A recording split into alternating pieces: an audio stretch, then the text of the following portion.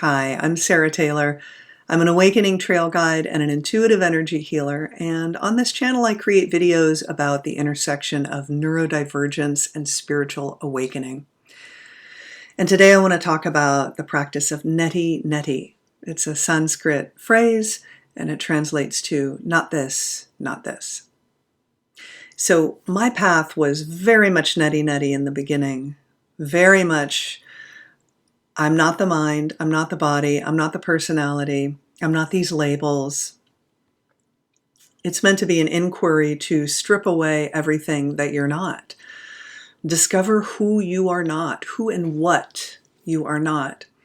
And so this has a human component as well as a transcendent, absolute, transpersonal component to it, in that you begin to see you're not your adaptive strategies, you're not the roles that you've been playing in life. And at a relative level, you can really start to learn a lot about yourself as a human.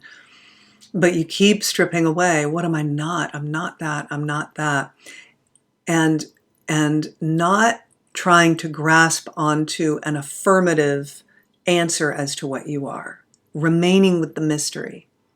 Well, I'm not that, and I'm not that, I'm not that. It's meant to get at your true nature, your spirit, self-realization, awakening, enlightenment, whatever we want to call it. But it also can help, as I mentioned, at the very personal level. So there's an ultimate level practice of, that's not ultimately what I am. And there's also a relative level practice of, that's not who I am.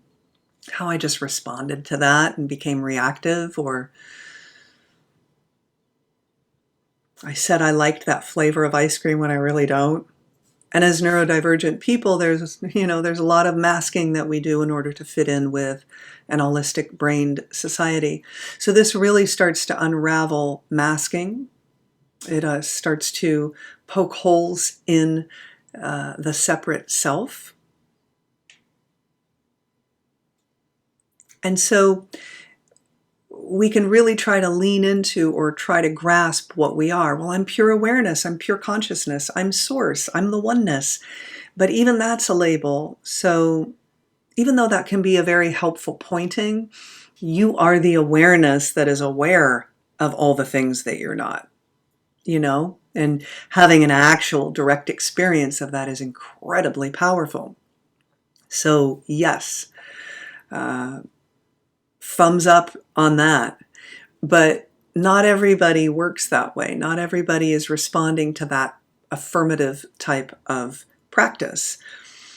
So if you feel like you've hit a wall with your practice of I am pure awareness, I am pure consciousness, I am that which came prior to thoughts, feelings, emotions, and sense of self, try Neti Neti. Just not that, not that, not that. And find what remains, as Ramana Maharshi says, not as a label or a new landing place or a new identity, but as the mystery that you are. Neti Neti, I have found, really opens us up to the mystery. Because even what you think you found, that is you at an ultimate, true, deep level, is also not you.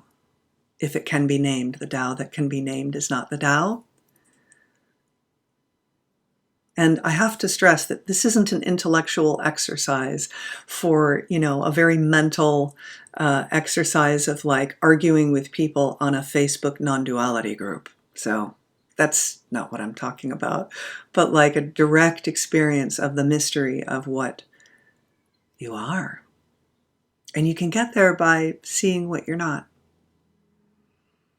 Again, it'll be helpful at the ultimate level of ultimately realizing what you are, and also relatively realizing, what's more true for you as a human being. Because the great news is that with awakening, with non-dual awakening, a full embodied non-dual awakening, is the uniqueness of you as a person shines even more brightly amidst you having realized that you're ultimately not all of that. It's a living paradox. So let me know how you're doing on the spiritual path. Are you taking a more affirmative approach? I am awareness, I am pure consciousness, and leaning back into that? Are you doing the neti neti, not this, not this, not this, and resting in the mystery of what you are? Are you going back and forth between the two? You can certainly, if you feel like you're hitting a wall with your spiritual practice, you can switch it up. Ultimately, you can use both.